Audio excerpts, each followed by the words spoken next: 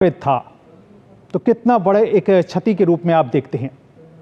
देखिए, निश्चित तौर पर अगर आप जनजातीय समाज को एक तरह से राजनीतिक तौर पर जागरूक करने की बात की जाए तो बड़ा योगदान शिबू सोरेन का रहा है। झारखंड बनाने के आंदोलन से वो जुड़े रहे हैं। अन्य राजनीतिक दलों के साथ कई और राजनीतिक दलों ने भी इसमें हिस्सा लिया था। तो कह सकते हैं कि भारतीय राजनीति में उनका एक बड़ा कद, और हमने देखा किस तरह से प्रधानमंत्री नरेंद्र मोदी ने उनको गंगाराम अस्पताल जहां उनका निधन हुआ वहां जाकर उनको श्रद्धांजलि दी। इससे पहले उन्होंने पीएम मोदी ने ट्वीट भी किया था कि आदरणीय दिशोम गुरुजी हम सभी को छोड़कर चले हो गए हैं, आज मैं शून्य हो गया हूं। तो हम तस्वीरों में देख सकते हैं किस तरह से उन्होंने ढाढ़स बनाया। हेमंत सोरेन जो झारखंड के मुख्यमंत्री हैं, शिबू सोरेन के पुत्र हैं, जो इस वक्त उनके पार्थिव शरीर के साथ हैं, और एक लंबा राजनीतिक यात्रा शिबू सोरेन की रही है। 81 साल के उन्होंने झारखंड मुक्ति मोर्चा की स्थापना की थी, चाहे झारखंड के मुख्यमंत्री के तौर पर हो या फिर लोकसभा के सदस्य के तौर पर हो या फिर केंद्रीय मंत्री के तौर पर। तो एक भूमिका अलग अलग समय में अलग अलग मोर्चों पर उनकी रही है, लेकिन एक बड़ा योगदान कह सकते हैं, खासतौर से उस समुदाय से, जिस समुदाय से वो आते हैं, उन्होंने एक बड़ी भूमिका उनके अपलिफ्टमेंट में जरूर निभाई है। और पीएम मोदी ने उनका जो योगदान था भारतीय राजनीतिक में आदिवासी समुदाय के उत्थान के लिए, झारखंड निर्माण या झारखंड को आगे बढ़ाने में, तो उस कद को एक तरह से पूरे देश की तरफ से श्रद्धांजलि दी है। जी बिल्कुल। और हमारे साथ हमारे संवाददाता नितेंद्र सिंह भी इस खबर पर जुड़ गए हैं। नितेंद्र, कैसे आप देखते हैं, क्योंकि शिबू सोरेन की अगर व्यक्तित्व की बात की जाए तो जिस तरह से उन्होंने जनजातीय समाज के उत्थान और खासतौर से उनके सशक्तिकरण के दिशा में अपनी तरफ से हमेशा वो आगे रहे, तो इस पूरे अब कैसे देखते हैं इस पूरे घटनाक्रम को? देखिए, जो सबसे बड़ी बात है कि वो शराब के खिलाफ थे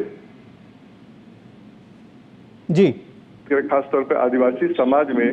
तो जब भी कोई मिलने जाता था उनसे तो वो जरूर पूछते थे, क्या नशा करते हो, शराब पीते हो? ये पहला सवाल उनका होता था। नशाबंदी के खिलाफ, शराब पीने के खिलाफ काफी जोरदार वो आंदोलन भी चलाते थे और लोगों को इस पे आगाह भी करते थे, समझाते भी थे। तो जमीनी स्तर के नेता थे, और आदिवासी समाज में चाहे झारखंड की बात हो या फिर पश्चिम बंगाल हो, उड़ीसा हो, ये जो आदिवासी बेल्ट है उसके वो काफी लोकप्रिय नेता थे। जैसा कि सुधाकर बता भी रहे थे कि झारखंड की स्थापना को लेकर के जो आंदोलन उन्होंने कहा अलग राज्य के लिए, उसके लिए उनको याद किया जाएगा। साथ ही साथ जमीनी स्तर के नेता थे।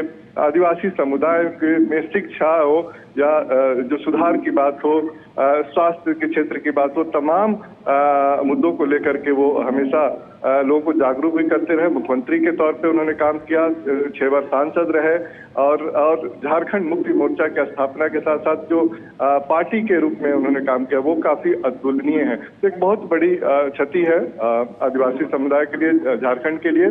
और इस वक्त मैं गंगाराम अस्पताल में हूँ। अब से थोड़ी देर पहले प्रधानमंत्री और राष्ट्रपति उनको श्रद्धांजलि दे करके यहाँ से गए हैं, और तमाम सुबह से मैं देख रहा था कि हर दल के नेता उनको श्रद्धांजलि देने के लिए यहाँ पहुंचे। तो सोचिए कि पार्टी से अलग सभी दलों के प्रमुख नेता उनको श्रद्धांजलि अर्पित किए हैं, और यही उनकी लोकप्रियता की एक तरह से मिसाल देखी जाएगी। क्योंकि जो नेता थे वो लोग बता रहे थे कि उनका दरवाजा सबके लिए खुला रहता था, चाहे वो आम जनता हो या किसी भी दल के नेता हो, कभी भी उनसे जाकर मिल सकता था, उनका आशीर्वाद दे सकता था, उनसे सलाह ले सकता था।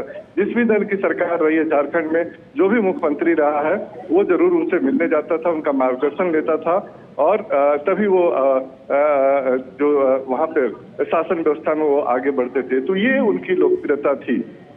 जी नितेंद्र, और जाहिर तौर पर झारखंड मुक्ति मोर्चा के वो संरक्षक थे, संस्थापक थे, तो ऐसे में एक कहना चाहिए कि एक बड़ी क्षति तो है ही है, लेकिन जिस तरह से वो दिशा देते थे, जिस तरह से भी किसी भी कार्य को करने में जो उनकी निपुणता थी, जो गुणवत्ता थी, उसकी भी अब कहीं ना कहीं कमी खलेगी नितिन?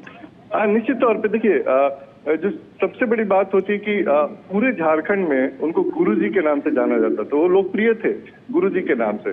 और ये जो एक उनका ओहदा था वो सबसे अलग रखता था, और उनका जो मार्गदर्शन मिलता था खासतौर पे झारखंड के विकास के लिए, आदिवासी समुदाय के विकास के लिए, कहीं न कहीं उसमें एक कमी जरूर रहेगी वहाँ के नेताओं के लिए।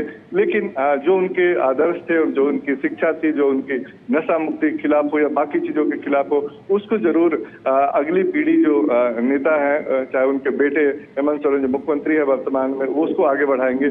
तो ये एक